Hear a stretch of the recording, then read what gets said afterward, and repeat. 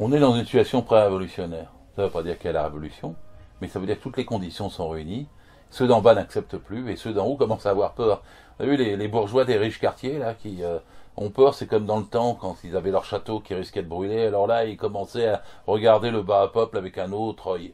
Et ben c'est ce qui se passe, hein, le salariat qui bouge, le bas du salariat, la partie la plus pauvre, celle en dessous de 1700 euros, elle bouge et évidemment ça met à l'ordre du jour des questions politiques. Alors Macron démission, c'est très crié parce que tout se concentre sur la haine du personnage d'ailleurs qui est assez haïssable. Bon, il dit qu'il va pas démissionner, mais enfin si les choses poussent, il faudra bien qu'il voie sa place. La deuxième chose, c'est la dissolution de l'Assemblée. Ça, c'est entre les mains du premier. C'est lui qui décide ou pas. Il faut donc que la mobilisation monte pour qu'on y parvienne. Ensuite, il y a la question de la censure.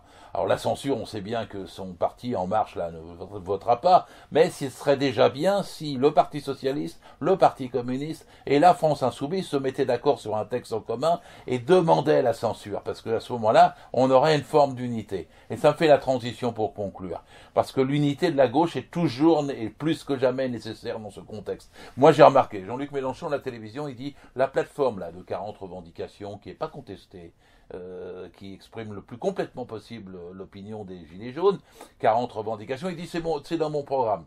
Moi d'ailleurs, je vous dis aussi, c'est dans le programme de la gauche démocratique et sociale. J'ai lu l'Humanité, il dit ah ben c'est bien, toutes les mesures pratiquement sont de gauche. Il y en a 38 de gauche sur 40. J'ai discuté avec des amis d'ensemble, ils nous disent pareil. J'ai regardé le communiqué de Benoît Hamon pour Génération, il reprend à peu près.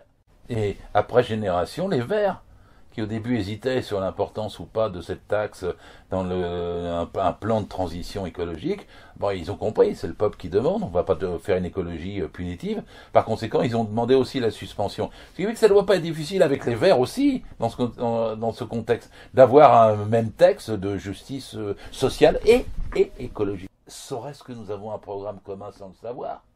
Serait-ce que l'essentiel de ce qu'il y a dans la gauche se retrouve aussi dans les idées, dans les gilets jaunes et qu'il y a une perméabilité entre les deux? Alors, il faudrait, c'est le traitement de le dire, parce qu'à ce moment-là, mettons-nous tous autour d'une table. On retiendra ce qui est essentiel dans le programme des gilets jaunes et on aura un programme, une plateforme commune pour toute la gauche. Ça se saura. Et à ce moment-là, si la gauche fait ça, elle attirera davantage encore les gilets jaunes. Elle écartera davantage toutes les idées confuses. Et ça se traduira davantage par quelque chose de positif. L'unité de la gauche est toujours, s'il y avait dissolution, s'il y avait départ de Macron, si nous faisons une motion de censure, dans tous les cas, la situation politique exige que les partis, les organisations de gauche se rencontrent et décident d'une plateforme commune. Elle semble facile à faire et elle fermenterait, elle féconderait le mouvement en cours pour que de la situation pré-révolutionnaire, on arrive à une situation révolutionnaire et donc on transforme le pays dans un autre sens que celui que Macron veut faire depuis 18 mois.